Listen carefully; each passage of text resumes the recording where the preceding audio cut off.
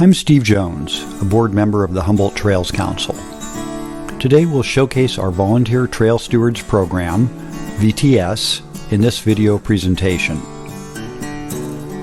VTS provides trail maintenance on many local trails, and today I'll highlight 4 of those trails and the many volunteers who comprise the work crews. Each trail has its own separate crew of volunteers who meet in groups to do regular, usually monthly, maintenance. Tasks include trash removal,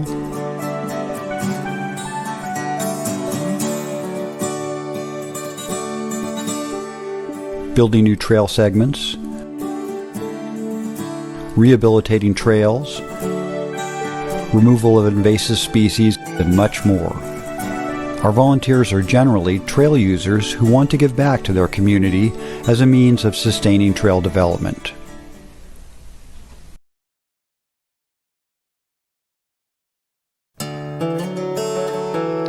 Hey everybody, welcome to Wiggy Wetlands. So Redwood Region Audubon Society actually holds an open space easement on this parcel of land that's owned by the city of Eureka. This just means that we can come and make small improvements to the land, such as pulling invasive species and planting natives. The area, which was once known as Parcel 4, I know, really original, is now called Wiggy Wetlands and lies along the shore of Humboldt Bay. Back in the 1940s, the entirety of Wiggy Wetlands and even the Bayshore Mall was once the Holmes Eureka Lumber Company. If you walk through the area now, you'll see only small remnants from that time. Now the area includes part of the waterfront trail and contains wonderful habitat for many native and migrant bird species. On any given day, you may see a variety of songbirds, raptors, shorebirds, waterfowl, and seabirds, as well as other wildlife such as white-tailed deer and Pacific chorus frogs. There are also a ton of great native plant species growing in the area that help the wildlife thrive. Although this is a rich habitat, invasive plant species threaten to degrade the ecosystem, making it less habitable. Thanks to the Trail Stewards Program and the City of Eureka, the Audubon Society is able to hold a monthly workday at Wiggy Wetlands. Community volunteers come out to aggressively remove invasive non-native plants such as Scotch broom, Himalayan blackberry, fennel, pampas grass, and many more. The workday occurs on the 4th Saturday of every month, and over the past 2 years we've been successful in removing thousands of pounds of invasives and hundreds of pounds of trash, making way for native plant growth, ecological recovery, and a beautiful trail for the community. Despite the pandemic, which shut down workdays for 3 to 4 months on most trails, VTS performed more than 3,600 hours of trail maintenance during 2020. This was accomplished through the efforts of approximately 200 volunteers on 11 trails. Now we will hear from Gail Popham, Trail Coordinator on the Eureka Wharf Trail. This is the southern section of the Wharf Trail. In 2020, we began to give more attention to this section between Schmidt-Bauer Lumber and Del Norte Street. Prior to 2020, the City of Eureka contracted with the county or the state to have inmates string trim this area. But these efforts ceased when the COVID-19 pandemic started. So for now, the Wharf Trail VTS have taken on this work. This year, we received grant funding to pay for earthwork to level some of the uneven terrain in this area. This will make it much easier to maintain and mow. In the northern section of the Eureka Wharf Trail, across from the Wharfinger and Marina, the sides of the trail are narrow and planted with landscaping. Here we focus on weeding, pruning, and applying mulch. For now, we continue mowing where we can and weed eating if the ground is uneven and the weeds are too tall. Over the winter, we managed to dig up all the pampas grass along the trail.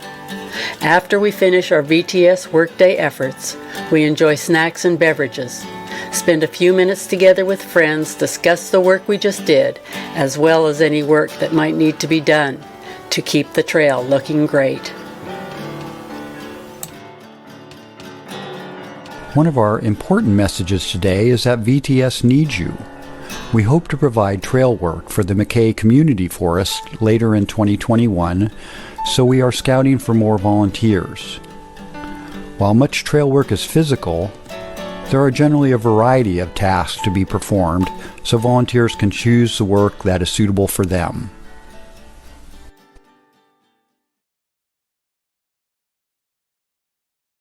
Reese Hughes will describe the trail activity in the Arcata Community Forest, where he has been a trail coordinator for almost 9 years. My name is Reese Hughes, and I coordinate the efforts of the hundreds of volunteers who are part of the Arcata Community Forest Volunteer Trail Stewards Program. Amazingly, we began our 9th year this winter. We work on more than 20 miles of trails in the community forest and the Sunny Brae Forest.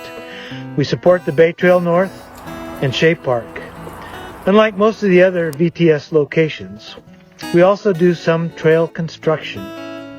We have helped build the Arcata Ridge Trail, the South Fork Janes Creek Loop Trail, the Beath Creek Loop Trail, the reroute of Trail Number 4, and recently the new Peanut Butter Trail. Equestrians, mountain bikers, joggers, and walkers use our trails, and the Bay Trail attracts people in wheelchairs, on skates, bikes, and skateboards. I'll tell you why I liked to do this work.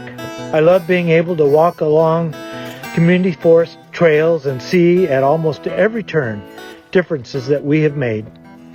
I love working as a team of volunteers.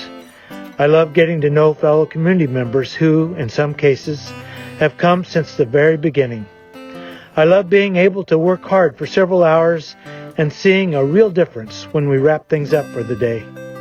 And for many years, we ended with lunch, a tradition we hope to resume as the pandemic allows. The VTS program provides regular maintenance for trails belonging to the City of Arcata, the City of Eureka, and the County of Humboldt. Without VTS, these government departments would be unable to fully maintain the trails in their locales.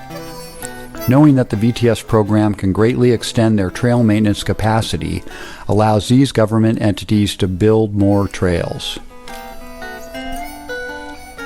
Now we will visit a VTS workday on the Hammond Trail. Hi everyone, I am Stacy Becker and I've been the coordinator on the Hammond Trail since the Volunteer Trail Stewards began over 10 years ago. So what about the Hammond keeps everyone and me coming back for more? Well, the many stalwart stewards are one big reason. To name a few who've been tending the Hammond for many years, we have Elaine Allison, who's a retired teacher and botanist busy removing invasives. Supervisor Steve Madrone and his family, including Sergio in the past year. And Madrone's been a key player in the history of the Hammond as well.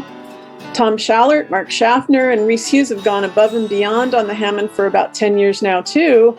And so many others, it's really hard to name a few.